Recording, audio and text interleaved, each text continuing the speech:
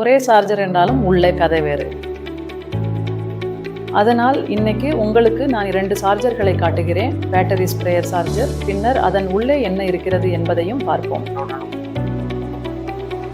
இப்போது என் கையில் ஒரு ஆதியோகி பூமி சார்ஜர் உள்ளது, மற்றொன்று நமது வழக்கமான சார்ஜர் உள்ளது. பார்க்க ஒரே மாதிரி இருக்குது அல்லவா? அளவை பாருங்கள். சரி, எல்லாம் ஒரே மாதிரி இருக்குது.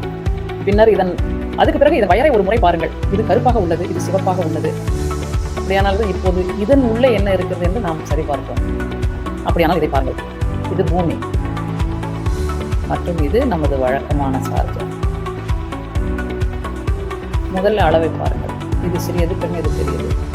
இதுக்கு நாம் சுற்று சர்க்கியூட் போர்டுன்னு அழைக்கிறோம். இது முழு போர்டு, இதுதான் சர்க்கியூட் போர்டு. பிறகு இது மஞ்சள் நிறம். இது என்னன்னா, இது டிரான்ஸ்ஃபார்மர் என்று அழைக்கிறோம்.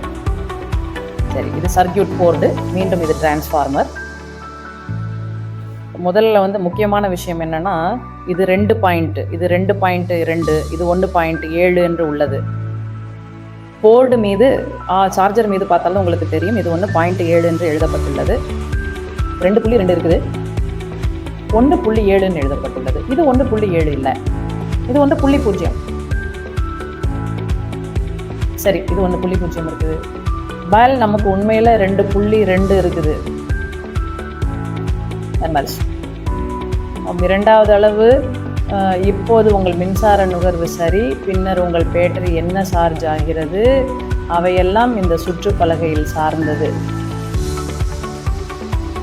சரி, இது சரியாக நமது பூமியை பயன்படுத்தினால் நீங்கள் பேட்டரியை 7 முதல் 8 மணி நேரம் சார்ஜ் செய்தால் முழு சார்ஜ் ஆகும். ஆனால் இது நமது வழக்கமான சார்ஜரால் சார்ஜ் செய்ய 2 நாட்கள் தேவைப்படும். அதனால் ஒரு நன்மை என்னன்னா, முதலில் விரைவாக சார்ஜ் ஆகும். பின்னர் 2 நாட்கள் சார்ஜ் செய்தால் 2 நாட்கள் மின்சாரம் வீணாகும். தற்போது என்றால் பணம் சேமிக்கப்பட்டது உங்களுக்கு, சரிதானே? இது நீங்கள் சரியாக 7 முதல் 8 மணி வரை சார்ஜ் ஆகும். அப்புறம் இது 2 நாட்கள் இருக்கும். அதனால இது வாழ்க்கை மிகவும் அதிகமாக இருக்கும்.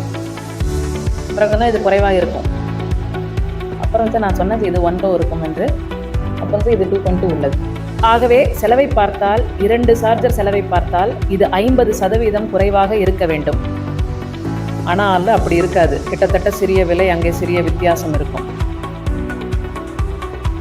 ஆகவே நமது டீலர் நண்பர்களை தேர்வு செய்யும் போது நீங்கள் பிராண்டை தேர்வு செய்யுங்கள். இதன் வழக்கமான விலை குறைவாக இருந்தால் தரமும் குறைவாக இருக்கும்.